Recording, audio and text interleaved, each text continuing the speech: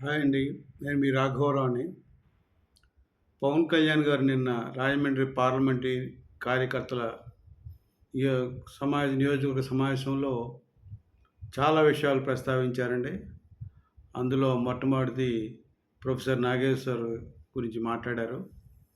ఆయనకి చెప్పారు, నన్ను వాడుకొని మీరు ఎదగొద్దు, ఇక ఎదిగింది చాలు, ఇంకా అట్లా ఆ ప్రస్తావన మానేసేయండి. మీరు చాలా మీ మీద నాకు గౌరవం ఉంది. గౌరవం ఇచ్చిపుచ్చుకోవాలి గానీ, ఈ 12 సంవత్సరాల పాటు నేను ఎవరేమన్నా భరించాను, బాధ భరించాను, అనుభవించాను. ఇక నేను ఎవరిని స్పేర్ చేయను. ఖచ్చితంగా వారికి నా సమాధానం చెప్తానని చెప్పి ప్రొఫెసర్ నాగేశ్వర గారికి డైరెక్ట్‌గా చెప్పారు.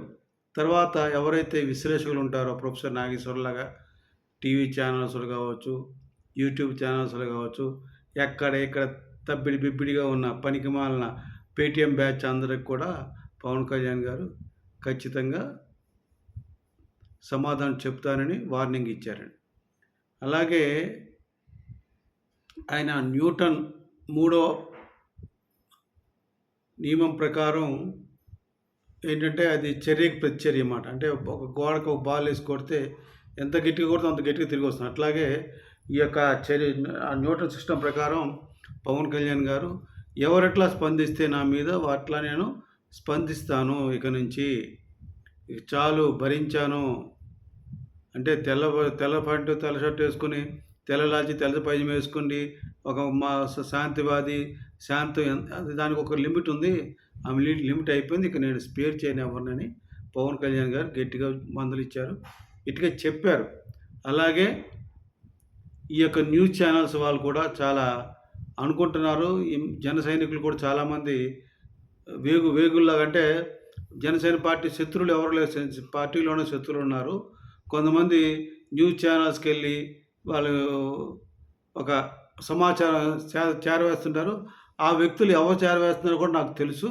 ప్రతి న్యూస్ ఛానల్లో నా మనుషులు ఉన్నారని చెప్పి ఆయన పవన్ కళ్యాణ్ గారు చెప్పారు. కనుక ప్రతి న్యూస్ ఛానల్ వారు మీరు న్యూస్ ఛానల్ వేసేటప్పుడు పవన్ కళ్యాణ్ గారి గురించి మాట్లాడేటప్పుడు కాస్త తెలుసుకొని ప్రసారం చేయండి. మీరు కరెక్ట్గా ప్రసారం చేయాలంటే జనసేన పార్టీ ఆఫీస్కి ఫోన్ చేసి, ఏమండి ఈ సమాచారం వచ్చింది, ఇది మేము వేయొచ్చా లేదా కనుక్కొని చేయండి, తప్పులేదు అందులో. మరి పవన్ కళ్యాణ్ గారు తప్పు చేస్తే తప్పు చేసినట్టు చూపించండి. ఆయన ఎవరికి వద్దని చెప్పడు. ఆయన అంత కరెక్ట్గా ఉండే మనిషి. ఈ న్యూస్ ఛానల్ కొంతమంది ఉన్నారు, కొంతమంది ఏముందండి, డైరెక్ట్గా చెప్తున్నా, రాధాకృష్ణ.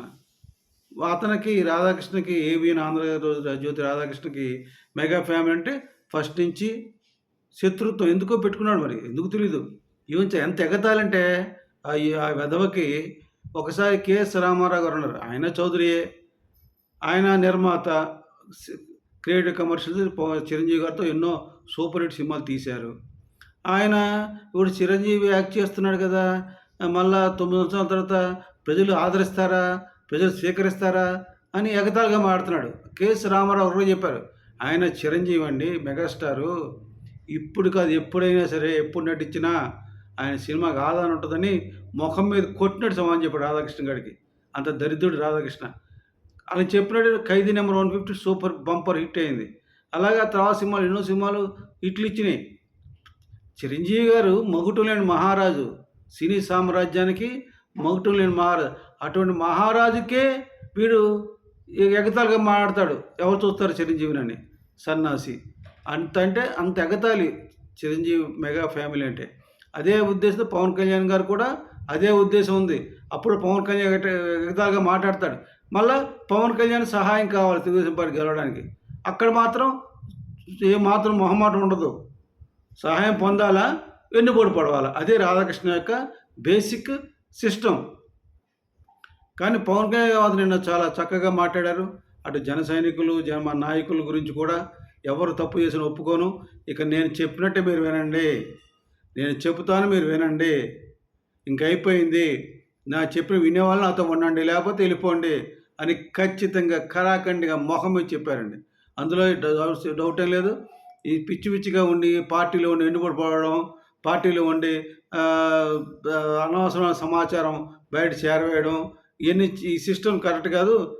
నా గురించి మాట్లాడే విషయాలు అన్నీ నాకు తెలుసని చెప్పారు పవన్ కళ్యాణ్. అట్లాగే చాలామంది ఈ మధ్యన మనకి పదవులు పొందారు. పవన్ కళ్యాణ్ గారి ఈ ప్రభుత్వం, కూటమి ప్రభుత్వం రావడం వల్ల పవన్ కళ్యాణ్ గారి ఆహ్, తోటి చాలామంది ఎవరైతే పార్టీ కష్టపడ్డారో వాళ్ళందరికి కూడా పదవులొచ్చినాయి.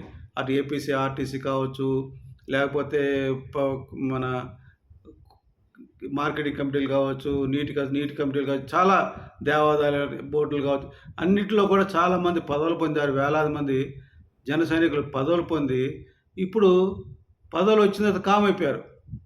ఇప్పుడు నాగేశ్వర్ గారు అంత దారుణంగా మాట్లాడితే ఒక్కళ్ళు మాట్లాడలేదని పవన్ కళ్యాణ్ గారు బాధపడ్డారు.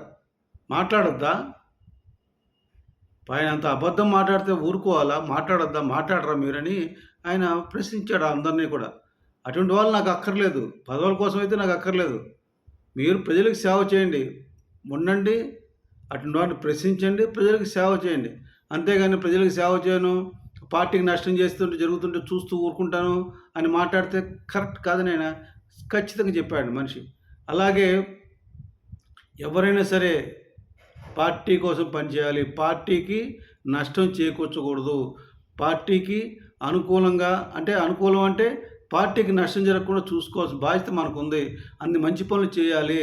ప్రజలు మనల్ని మెచ్చుకోవాలని పవన్ కళ్యాణ్ పదే పదే చెప్పారు. పవన్ కళ్యాణ్ గారు ఈ యొక్క నాగేశ్వర్ లాంటి వాళ్ళ వ్యక్తులకు గానీ, ఇంకెవరికైనా గానీ ఖచ్చితంగా ఇక ముందు గట్టిగా సమాధానం చెప్తారని ఈ వీడియో ద్వారా తెలియజేస్తూ నమ్మండి. జనసేన పార్టీ ఒక విలువలు గల పార్టీ. పవన్ కళ్యాణ్ గారు ఒక ప్రజానాయకుడు, మంచి వ్యక్తి, నిజాయితీపరుడు, నీతి గల వ్యక్తి. అటువంటి వ్యక్తులు కాపాడుకోవాల్సిన బాధ్యత ప్రతి తెలుగువాడికి ఉంది. కనుక మిమ్మల్ని వేడుకుంటూ, కోరుకుంటూ సెలవు తీసుకున్నాను. జై జనసేన, జై హింద్.